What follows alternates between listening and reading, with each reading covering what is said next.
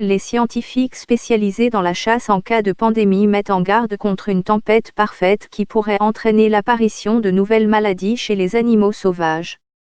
Nous avons créé une tempête parfaite pour que les maladies de la faune sauvage se répandent chez les humains et se propagent rapidement dans le monde entier, avertissent les scientifiques. Cette perspective est celle des experts de la santé mondiale qui étudient comment et où les nouvelles maladies apparaissent.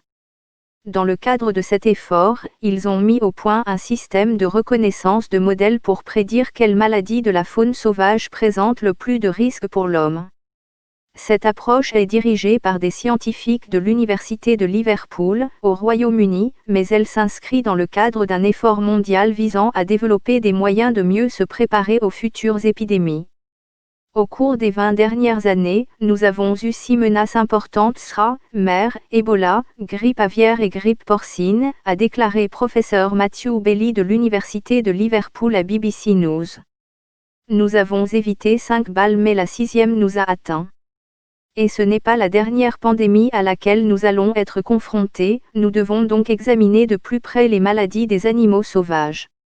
Dans le cadre de cet examen approfondi, lui et ses collègues ont conçu un système de reconnaissance de schémas prédictifs qui peut sonder une vaste base de données de toutes les maladies connues de la faune sauvage.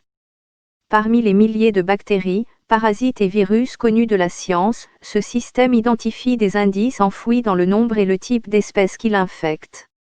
Le projet utilise ces facteurs pour mettre en évidence ceux qui représentent la plus grande menace pour l'homme.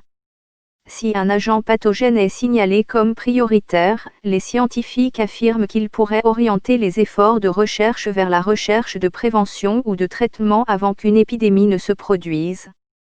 Ce sera une nouvelle étape dans la recherche des maladies susceptibles de provoquer une pandémie, mais nous progressons dans cette première étape, a déclaré le professeur Bailey. De nombreux scientifiques s'accordent à dire que notre comportement, en particulier la déforestation et notre empiètement sur divers habitats de la faune sauvage contribuent à la propagation plus fréquente de maladies des animaux aux humains. Selon le professeur Kate Jones de l'University College London, les preuves suggèrent largement que les écosystèmes transformés par l'homme et présentant une biodiversité plus faible, tels que les paysages agricoles ou de plantation, sont souvent associés à un risque accru de nombreuses infections chez l'homme. Ce n'est pas nécessairement le cas pour toutes les maladies, a-t-elle ajouté. Mais les espèces sauvages les plus tolérantes aux perturbations humaines, comme certaines espèces de rongeurs, semblent souvent plus efficaces pour héberger et transmettre des agents pathogènes. Ainsi, la perte de biodiversité peut créer des paysages qui augmentent les contacts risqués entre l'homme et la faune et augmentent les chances que certains virus, bactéries et parasites se répandent chez l'homme. Certaines épidémies ont démontré ce risque aux interfaces entre l'activité humaine et la faune sauvage avec une clarté dévastatrice. Comment sensibiliser les enfants sur le Covid-19 ?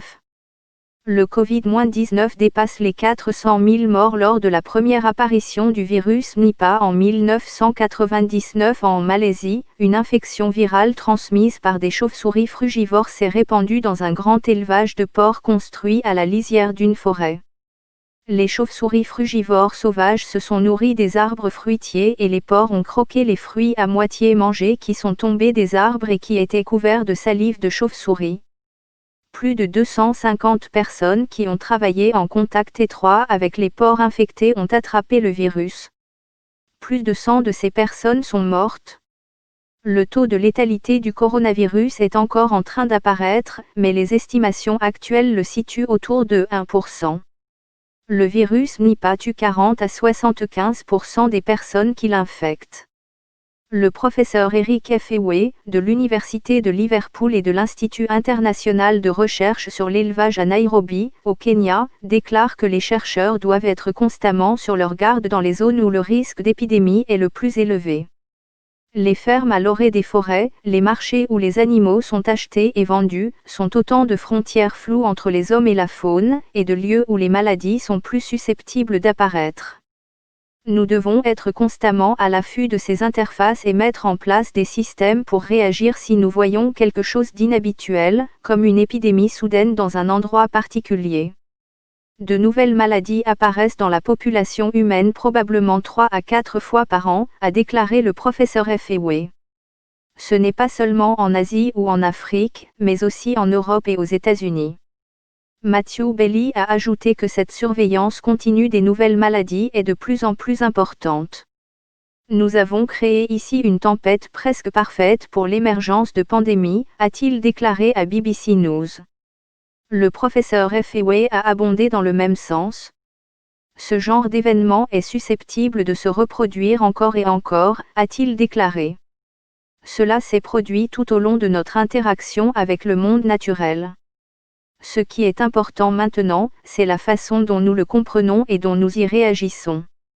La crise actuelle, a déclaré le professeur Feway, fournit une leçon à beaucoup d'entre nous sur les conséquences de notre propre impact sur le monde naturel. Toutes les choses que nous utilisons et prenons pour acquises, la nourriture que nous mangeons, les matériaux de nos smartphones, plus nous consommons, plus quelqu'un gagnera de l'argent en les extrayant et en les déplaçant dans le monde. Il nous incombe donc à tous de réfléchir aux ressources que nous consommons et à l'impact qu'elles ont.